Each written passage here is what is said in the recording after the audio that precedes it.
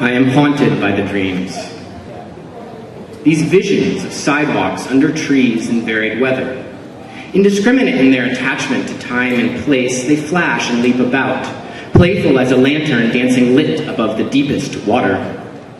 As beads strung along twine, they are connected, but as twine breaks and beads scatter, so does the memory. The richness of a full bucket, splashed to vanishing upon some now glistening garden's pebbled path, emptied only to be filled anew. At this point, the visions shatter, and I am returned to an empty railroad yard in the middle of nowhere with a drink in my hand, and there's a star outside, and it is nighttime, and I've been doing something terrible lately, involving this nice woman I don't really care for, but seem to let spend time with me nonetheless. I've been down this road before, this path of letting people into my house just to watch them scream and fiddle as it is burned to the ground.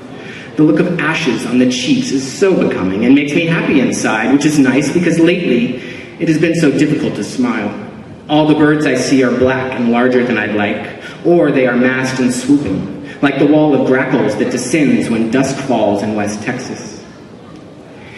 It was only the year before I was in Tahoka, working labor, lifting things, or at least I had the aim of doing this, but things kind of worked out for the worse, seeing as how I couldn't actually keep a job, what from all the drinking I just couldn't seem to help myself from doing.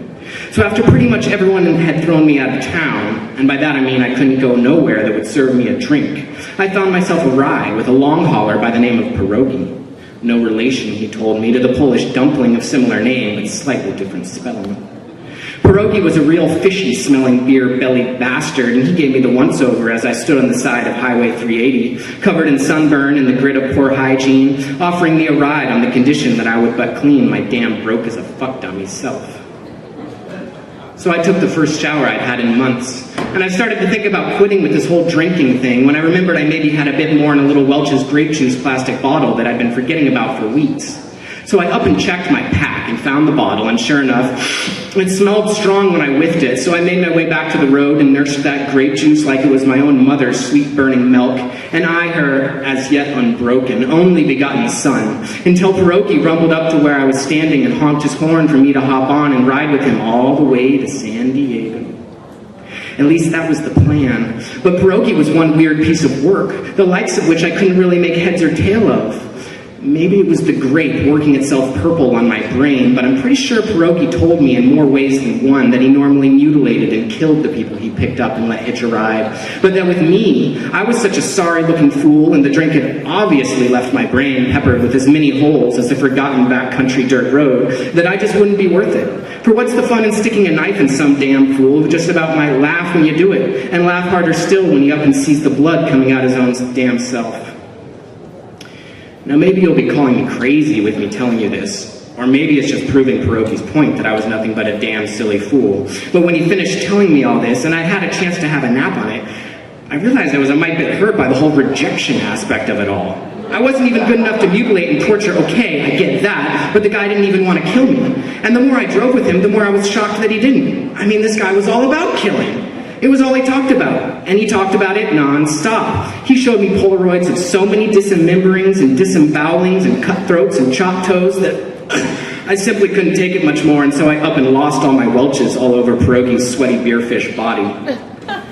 I didn't think it too bad, seeing as how it wasn't much but a little bit of old purple swellness, but Pierogi just went dark as the liver and growled and slammed and pulled on those big rig brakes like a bitch bastard demon and jerked the whole deal to a bone-rumbling halt and told me to get the hell out of his truck fast as the winds of fury. Needless to tell you, I did, which is how I lost all my things, seeing as how they were all piled in my packs, which I left behind the seat when I hightailed it out. Just a screaming and a howling straight into the middle of the New Mexico high desert, just outside Albuquerque near the Chamiso wilderness. That's close to the kind of fit you don't ever come out of as I ever been, just so worked up to thinking of sitting for even 1 minute with something as black and full of all the evil a good man could ever fear to find, as I had on that ride with the man I knew as Pierogi. I spent the night in some thorny bush, all full of sorrow for the world, and I cried about the state of things, the wars in far-off places, the children who go hungry, but most of all I was so full of sorrow about my own self. I didn't have a drink to call my own, no friends, no home, just me, all alone, in some desert with only the stupid stars shouting things at me about what I was to do and who I was supposed to be. I fell asleep in bits, always waking to the image of some blood-spattered Polaroid of some gore-fest that twisted and came alive inside my head. And Pierogi was there, a giant tuna with a sideways glass eye, just watching me unblinking as the pink of his fish gills flapped and flipped and dripped clumps of hair, matted with urine and beer sweat. It was certainly one of the worst nights I had ever had, and I couldn't help but think, even though I knew it was the kind of think most termed to be bad, that if I had just one little drink with me to keep me company, then maybe the dreams wouldn't be too bad. Maybe I'd be okay with shutting my eyes. But no. I had no drink, so it only goes to figure that I had no sleep, which can only lead one to know that I watched the sunrise over the hills and shoo the darkness away. Sunrise in the desert when you're all alone and you don't have a thing to call your own sure does take its own damn time, just inching out with these little increments of color, sent to spread in slow time across the sand and rocks and bush and cacti. I was hungry and thirsty and so damn cold, and I can't say how well I was really knowing if I was still alive or not, so I just started crying these silent great tears that helped blink away the sand that kept blowing all in my face. Then in a burst of suddenness, there comes out of the morning light this sound from over near the dawn like soft, gentle thunder. Soon a little cloud of dust starts puffing along the earth towards me, still far off, still sort of blocked out by the low morning glare, and it gets closer and turns into a shape of color, which then becomes a horse, and then a horse with someone small on its back. I stand and begin to wave, and the cloud of dust comes to where I am beside the brittle, thorny bushes. And there it was.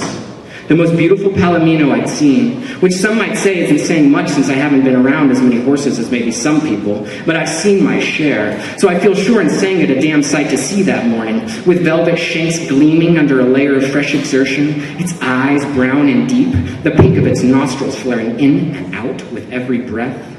The rider I saw was a small, unassuming figure in poor workman's clothes, just some old worn jeans and a light blue t-shirt with thick rings of dark and very old perspiration, riding bareback and barefoot, looking to be a bit older than me, but not by much. He looked down at me, and I squinted in the light, and I tried to see if he had kind eyes, or if it was another one of those devils with murder in his mind that I was so quick to be on the lookout for now. I couldn't quite tell, but he did smile and hold a brown and calloused hand down for me and pulled me up with him onto the horse, and I held on as tight as I ever held on to anything, and I marveled at the quiet strength I could feel powering this small, determined man whose skin was the color of rocks at sunset and who hollered like a desert coyote when goading the fleet horse to flying above the earth of sand and dust and brittle, breakable things onward towards the sky and the clouds and the tops of the mountains.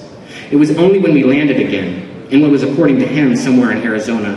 that I thought to ask the man his name, and whether or not he might be kind enough to lend a silly damn fool a little bit of something to drink, as I was feeling very, very thirsty.